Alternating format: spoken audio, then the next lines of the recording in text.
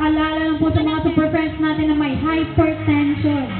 Bantayan lang natin ang ating tension at baka po tumaas. Ayan na. Kung tingnan na talaga si Noel, tama guys. Delikado itong ginagawa niya. Sinisimulan niya na nakaluhod ng darasan habang nasa lubid. Galing naman. Parang baka naman sila. Galing naman ni Kuya Noel. Ay, Kuya, concentrate. Konti na lang, Kuya. Ay, mahuhulog ka. Naghihintay tayo. Nagdadami sa auto Canada. And, there you go. Buti na lang, Kuya. Okay ka lang? Sigurado ka, okay ka lang. Ay, Kuya, bakit mo ba ginagawa to? Okay lang, reveal natin. Ay, guys, ginagawa po niya ito dahil broken-hearted siya. Kahihiwalay niya lang sa kanyang boyfriend. Kaya gusto niya magpakahulog dyan sa baba. Kuya, ready ka na?